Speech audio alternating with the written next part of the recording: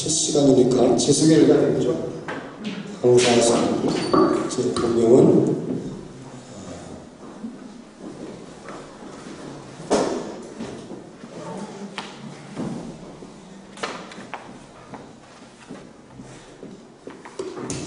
본명은 수안입니다. 직책은 대한불교조계종 심악산 약천사 주지를 맡고 있고요.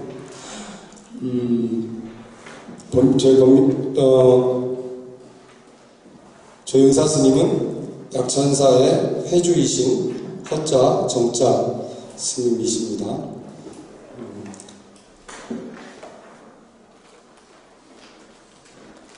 스님한테는 이제 회주 스님의 상자고요. 상자는 밖에서 따지면 아들 꼴이고, 불교는 처음에 출가를 하면 부처님 당시부터 출가한 사람이 군대 다녀오신 남자분 몇 번 하셨어요. 사수 있잖아요. 그렇죠?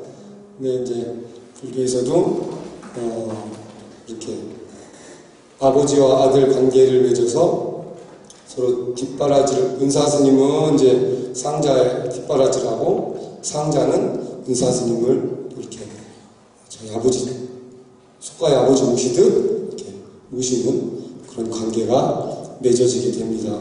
그래서 행자 교육을 마치면 그 은사 상자를 서로 맺게 되고, 그 관계가 특별한 일이 없는 한은 나중에 거의 열반 돌아가실 때까지 그 관계가 유지가 되지요. 그래서 은사 상자 간에 지켜야 할 덕목이라든가 이런 것들이 있는데, 그건 나중에 또 적자 말씀드리려고 하고, 어쨌든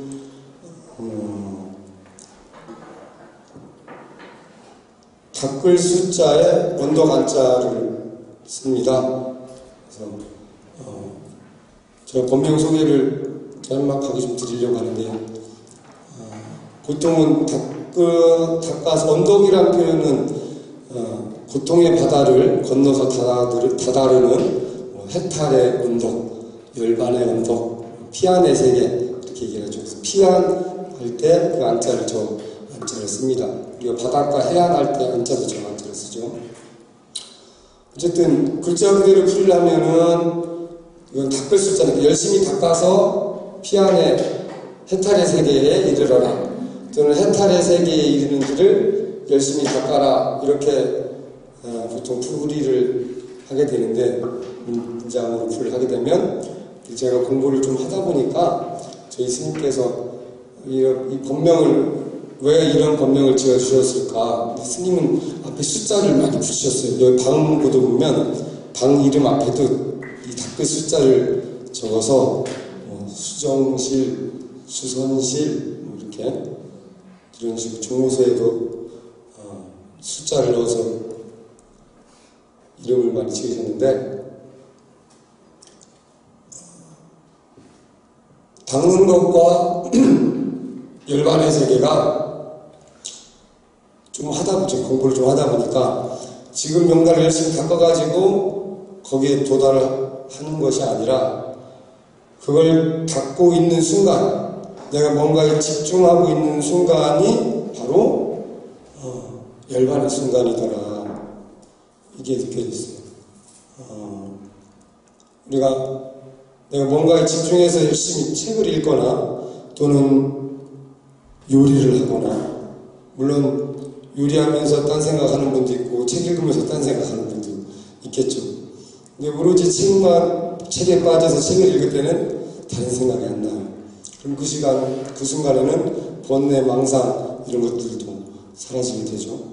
우리가 흔히 열반이라고 이야기를 하는데, 그 열반이란 말은 산스크리트어로 니르바나라고 해서 번뇌의 불꽃이 사라진 상태를 니르바나라고 합니다.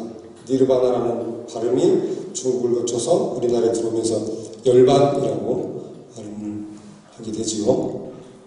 그래서 내가 뭔가에 집중해서 그 안에 그 순간에 알람입니다. 죄송합니다. 그 순간에 집중되어 있는 그 시기에는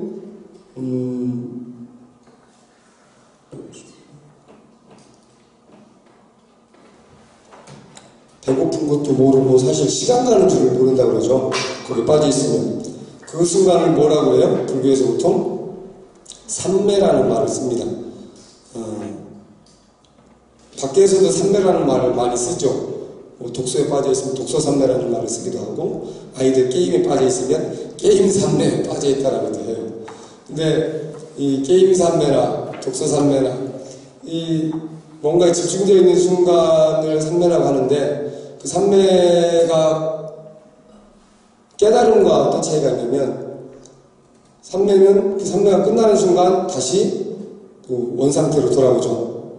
독서, 책을 읽을 땐 좋았는데 덮고 나면은 또 뭔가 괴로움, 망상 이런 것들이 떠오르게 되고, 아이들 게임 중단, 게임할 때는 조용히 뭐 그것만 하고 있다가 그거 못하게 하면 또 짜증내고 말 안 듣고, 그래서 그 순간이 끝나면 또 원상태로 돌아온다는 게 문제고요. 그래서 매 순간 뭐 불교에서 끊임없이 깨어있어라 하는 말은 내가 지금 어떤 상태에 있는가, 내가 지금 특히 심리 상태죠. 뭘 하고 있는가, 그것을 계속 집중하고 그것에 집중하고 있는 그 순간이 바로 열반의 순간이다. 권내와 망상 사라진 상태. 그래서 아마 저희 스님께서도 늘 깨어있으라 하는 의미로 닦을 숫자에 언덕한자 소환이라는 법명을 지어주셨지 않았나. 직접 들은 얘기는 아니고요. 제가 그렇게 생각을 했습니다. 약천사에 대해서 또 간략하게 소개를 드려야 되겠죠. 약천사, 물론 우리 신도분도 계시고 또 잘 모르는 분도 계실 것 같아서 간략하게 소개를 드리자면, 원래 고려시대에 이 조그만 절터가 있었다고 해요. 문헌에 나온 건 아닌데 구전으로 전해집니다. 그러다가 1932년도에 법성사라고 하는 작은 절을 창건을 하세요.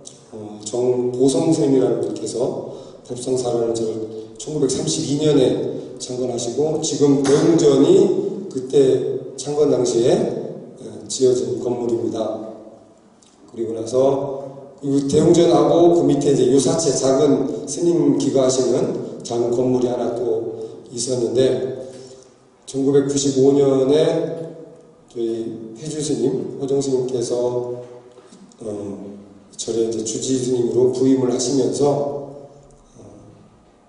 중창 불사를 크게 하시고 사찰 이름을 약천사라고, 그전에는 지금은 이렇게 막혀 있는데 그 바위 틈에서 약수물이 아주 맑고 정말 시원한 물이 나왔었어요.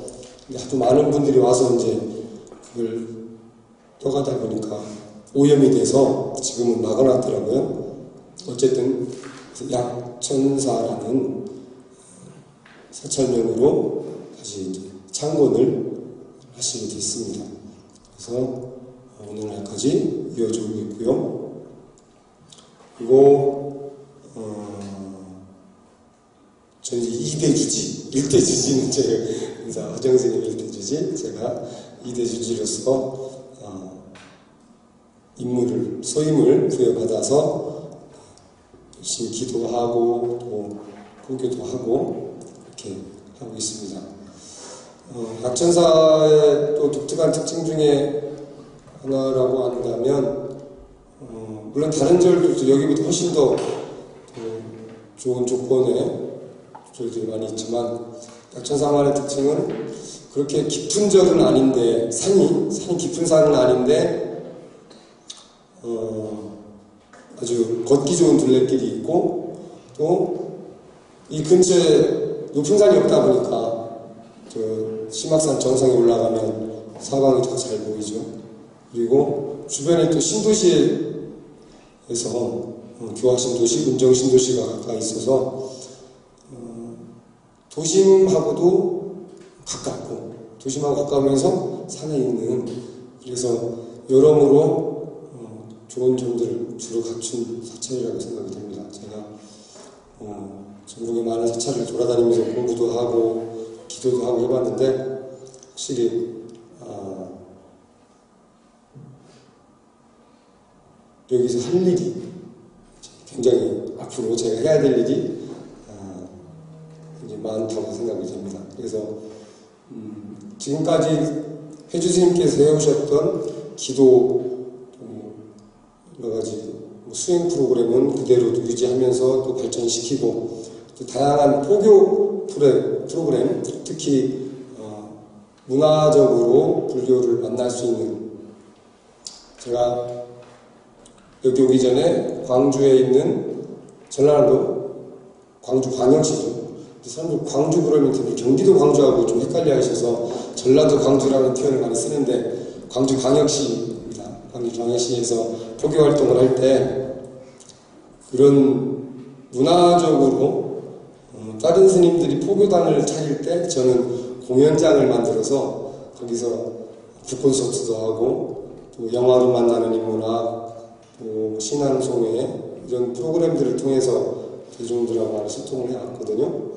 그 프로그램들을 이곳에서도 더 활기차게 앞으로 펼쳐나갈 계획입니다. 여러분들도 많이 동참해 주시기 바라고요.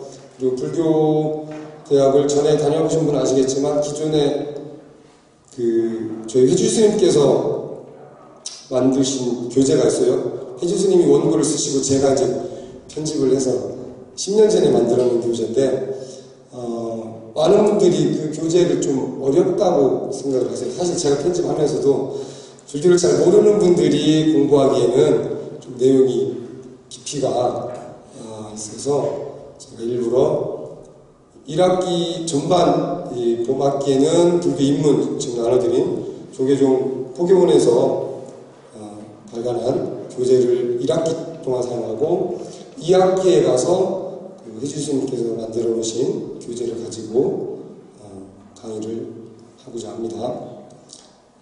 이 정도면 대충 사찰과 강의 소개를 좀 한 것 같고 앞으로 저희가 총 1학기 때 12주 수업을 하게 돼 있어요. 그렇죠? 12주 수업을 하는데 매주에 한 장씩 수업을 할 겁니다. 오늘은 내용이 사실은 이 장별로 내용이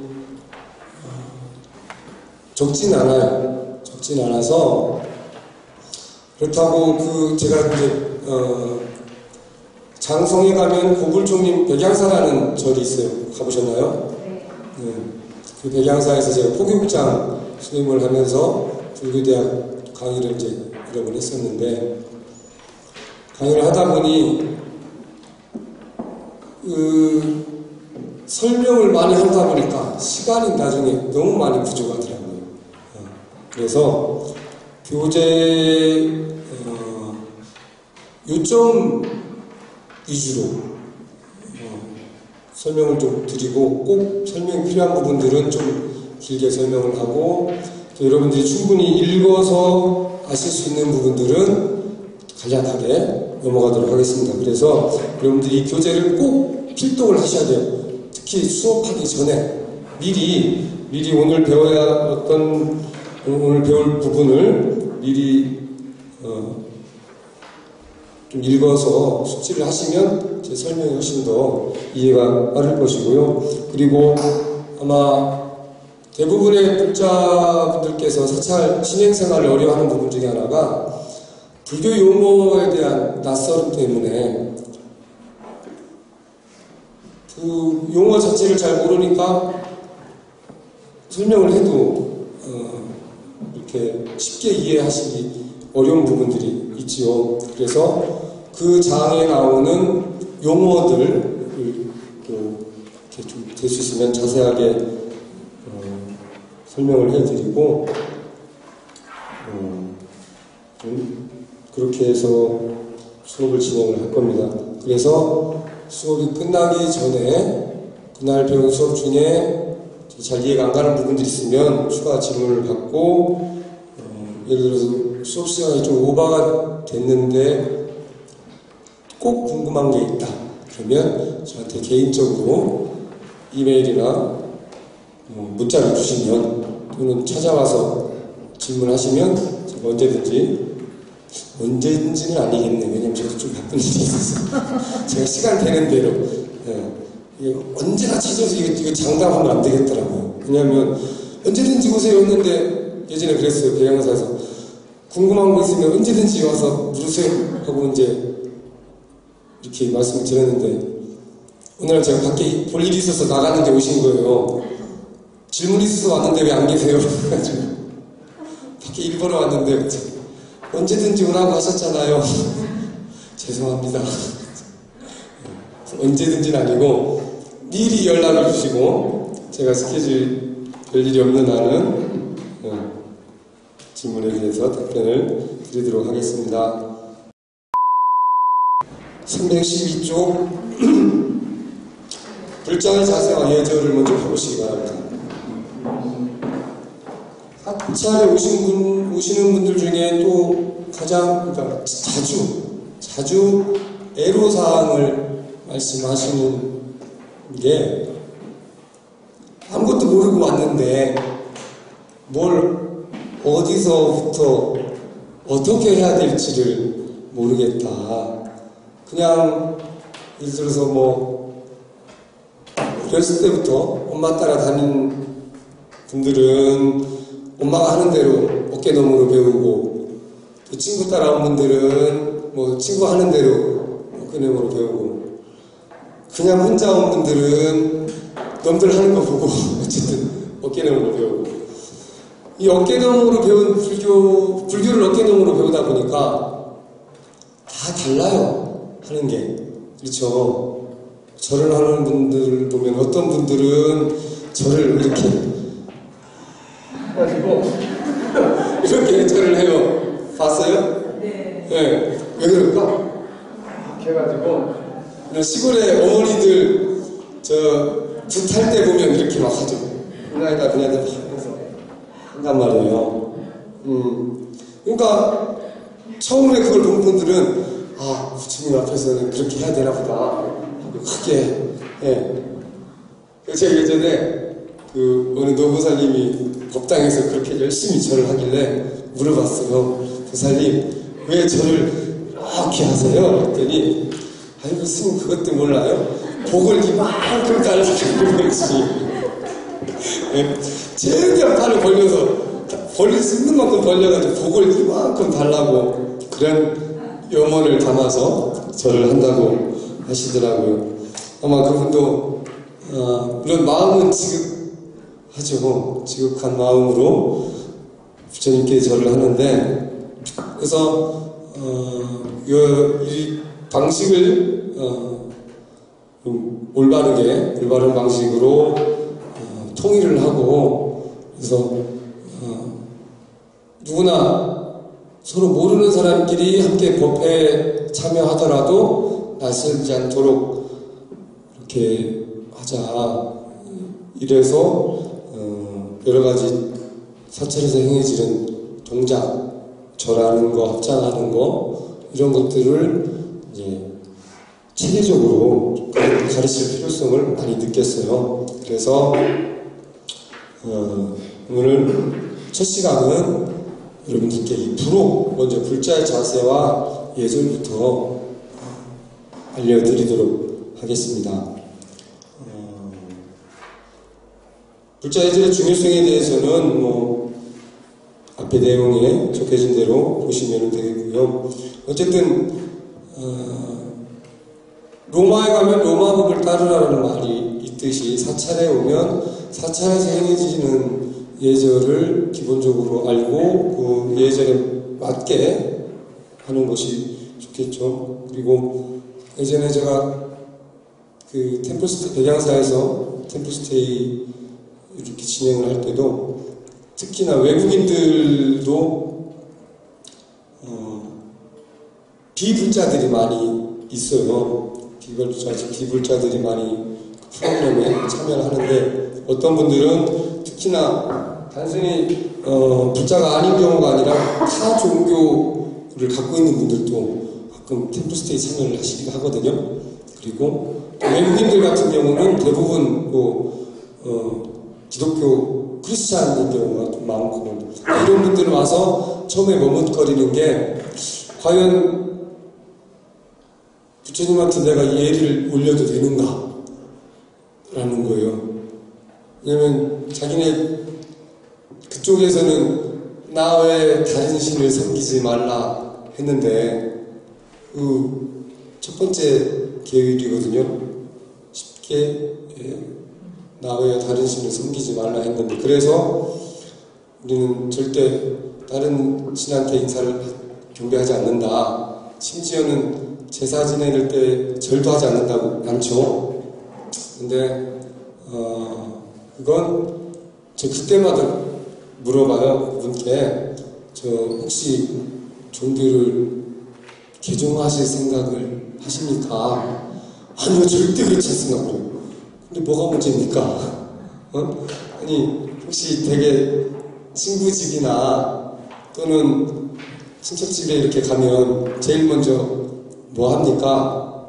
친척 집에 가면 뭐 하죠? 친구 집에 가면 뭐예요? 그렇지. 그 집에 제일 어르신한테 인사를 드리는 게 기본적인 예절이에요. 종교 행위를 떠나서. 그렇죠? 그래서 교회에 가면, 사실 저도 교회에 가면 예수님께 인사를 합니다. 절에 오면 절에 제일 어른이신 부처님께 예를 갖추고 인사하는 것은 지극히 당연한 예절이죠. 예절. 종교 활동이 아니라.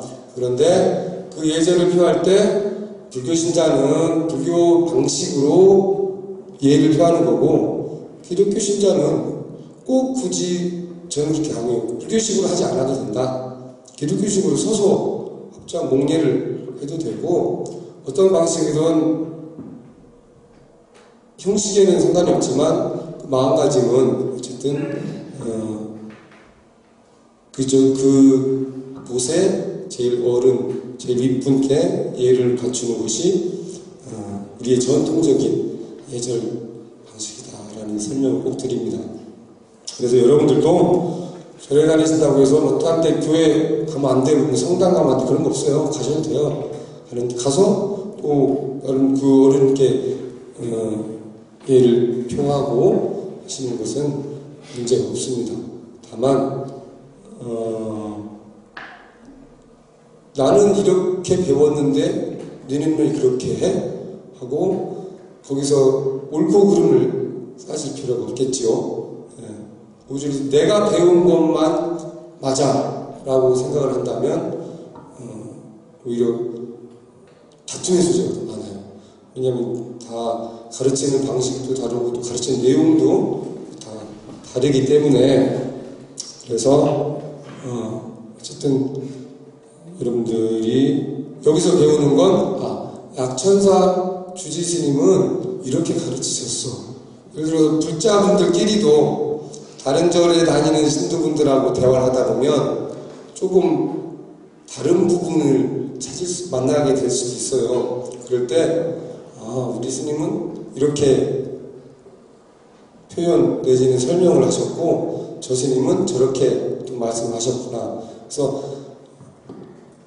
이 컵이 있는데 많이 다 아실 거예요. 컵은 보는 방향에 따라서 각각의 모양이 달라지죠. 손잡이가 어느 쪽에 있습니까? 오른쪽에 있을까요? 왼쪽에 있을까요? 양쪽에 있어요? 여러분이 보시기에 손잡이가 어느 쪽에 있습니까?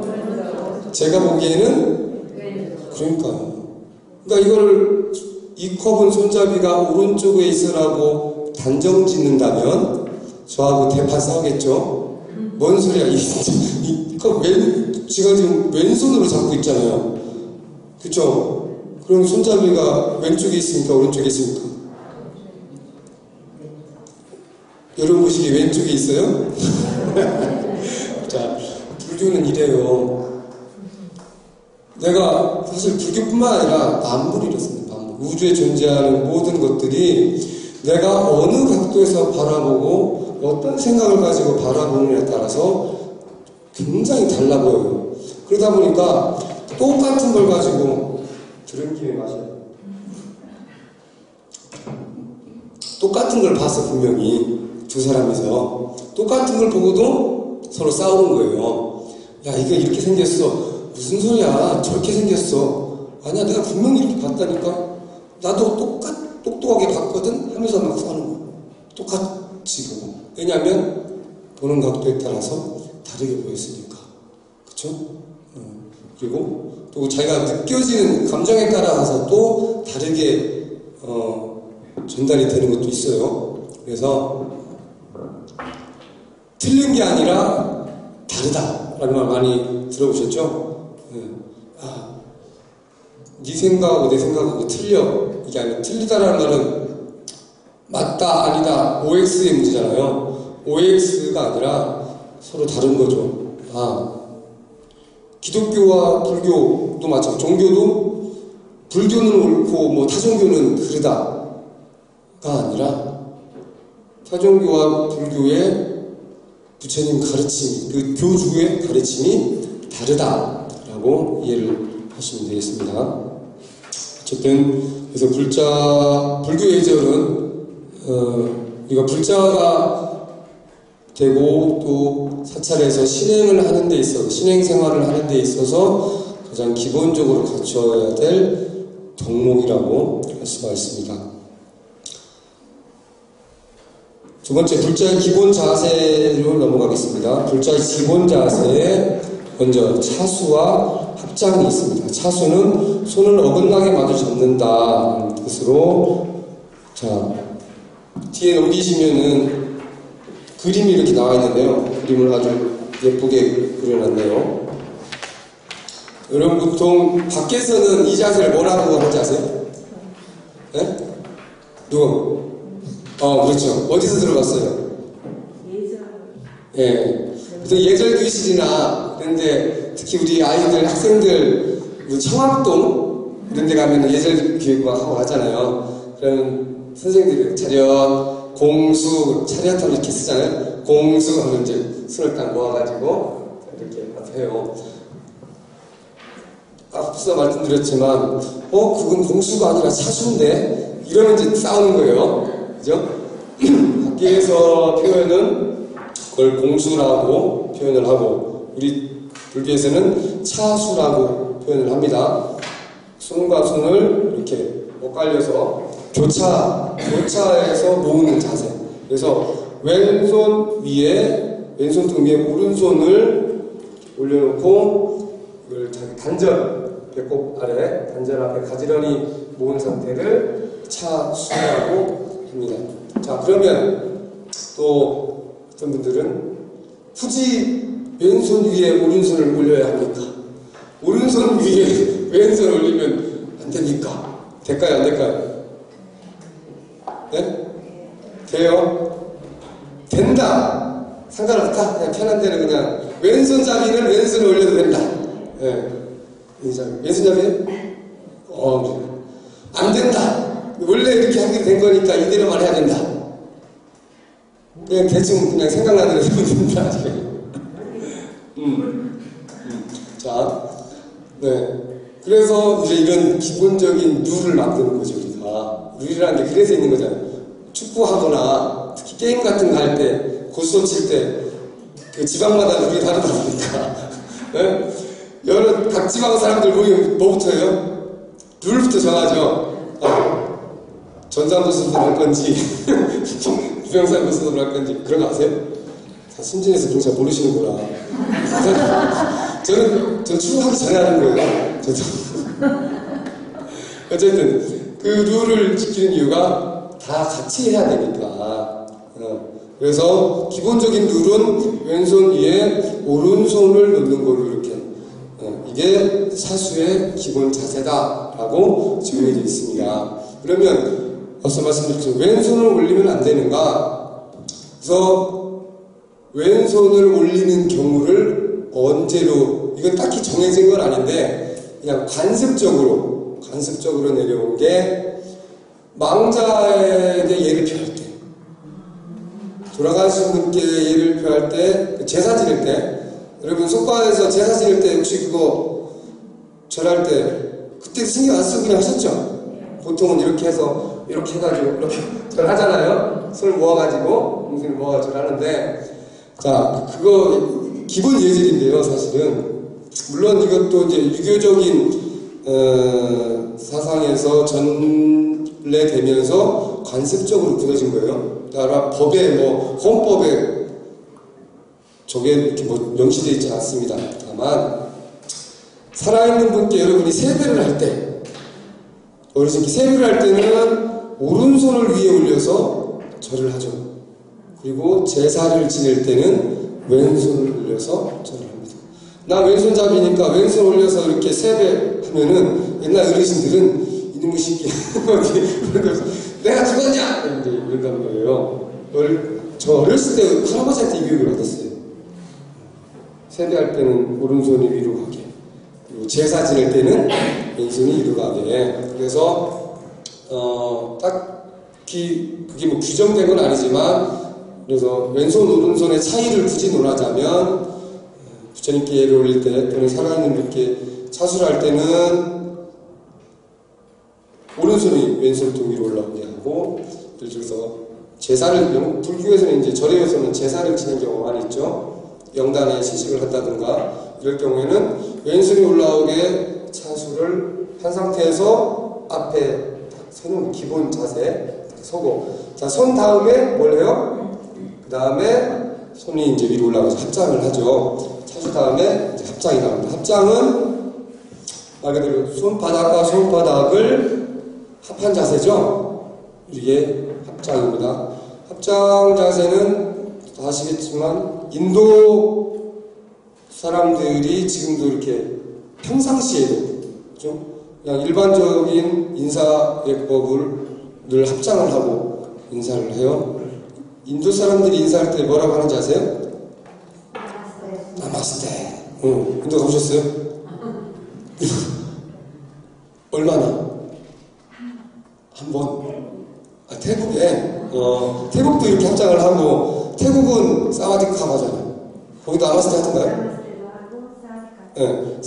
나마스테는 태국 그냥 일반적으로 우리나라로 안녕하세요. 뭐 이 정도고, 나마스테 같은 경우는 인도에서 그냥 우리가 일반적으로 안녕하세요라는 의미로 인사를 하는데, 사실은 그 나마스테 안에는 당신의 성스러운 그 성품에 경배합니다라는 의미를 갖고 있어요. 나마스테가. 그래서 인도 사람들 혹시나 나중에 인도 여행 갈 일 있으면, 저도 예전에 도반들하고 인도 배낭여행 갔다가 처음에는 이방인이니까 좀 낯설게 보잖아요. 그런데 우리가 먼저 나마스테 또는 이제 그쪽에 어른한테 할 때는 약간 존대할 때는 나마시카 그러거든요. 나마시카. 그러면은 이 사람 표정이 바뀌어요. 자기도 답장하면서 자기네 인사 예법을 할 줄 안다 이거죠. 그러면서 뭘 물어보면 굉장히 친절하게 가르쳐줘. 그거 안 하고 헤이 헬로 이러면서 하면은 되게 무뚝뚝해요. 근데 나마스테 나마시카 이러면서 물어보면 되게 친절하게, 너무 오버해서 가르쳐줄 스타일이에요. 이 사람들 다 와서 그럼 이 사람들 다 달라 또 가르쳐주는 거야. 예를 들어서 여기 어디 시장 가려면 어디로 가야 돼요? 이 사람은 이쪽으로 가라고 그러고 저 사람은 저쪽으로 가라고 그러고 한 사람은 또 딴 데로 가라고 그러고 자기가 아는 데로 가르쳐주는 거죠. 돌아가면 다 나오긴 해요. 그러다가 한자 돌아가면 나오긴 하는데 여러 사람한테 물어봐야 가장 빠른 길을 찾을 수가 있어요. 어쨌든 이 합장을 하는 건 인도의 전통 인사 방식이 불교를 통해서 전해지게 됐어요. 전해지게 됐는데 그 의미는 흩어진 마음을 하나로 모은다라는 의미를 또한 갖고 있습니다. 그래서 상대방에게 예를 표할 때는, 내가 누군가에게 인사를 하고 예를 표할 때는 오로지 그 상대방에게 내 마음이 향해야 된다는 거죠. 딴 거에서 왔어? 그런 경우 많죠. 하다 보면은 왔어, 쉬어, 앉아, 이렇게 오랜만이야? 하고 막 그건 예의가 아니라는 거죠. 예의를 할 때는 뭘 하고 있다가 글씨 쓰고 있다가도 누가 오면 오셨습니다. 나마스테. 보통 인도에서 그렇게 하거든요. 그래서 사찰에서는 기본적으로 이렇게 법우들, 이제 여러분들은 밖에 흔한 말로 동문이라고 하지만 사찰에서는 법우라고 합니다. 부처님의 법을 함께 배우는 동료들, 친구들에서 법우라고 하고, 또 스님들끼리는 이제 도반이라는 표현을 써요. 도를 향해, 이렇게 깨달음을 향해 수행하는 짝꿍. 그래서 도반이라는 표현을 또 쓰기도 합니다. 여러분들이 서로 사찰에서 이렇게 법우들끼리, 도반들끼리 이렇게 만나서 서로 예의를 할 때도 복장을 하고, 안녕하세요. 굳이 뭐, 나마스테까지는 안 해도 돼요. 우리말로 안녕하세요라는 표현 안에 그 마음이 다 담겨져 있는 거죠. 그냥 별일 없냐? 라는 안부의 차원을 넘어서 우리 불자들이 안녕하세요 또는 대부분 또 성불하세요라는 인사를 또 많이 하죠. 절에서는 성불합시다 하고 또 성불하세요 이렇게 이야기를 합니다. 그 성불하세요라는 표현 안에 모두가 다 불성을 부처님 가르침에 의하면 마음물이다. 불성을 부처의 종자를 갖고 있다고 해요. 다만 그 종자를 찾았느냐 또는 못 찾았느냐에 따라서 부처가 되기도 하고 중생이 되기도 한다는 거죠. 그래서 부처와 중생에 대한 이야기는 나중에 또 자세하게 할 기회가 있을 것이고요. 어쨌든 합장을 하고 서로 인사를 하는 것이 기본적인 예법입니다. 여기까지만 하고 잠시 쉬었다가 다음 시간 또 이어서 진행을 하겠습니다. 잠시 쉬겠습니다.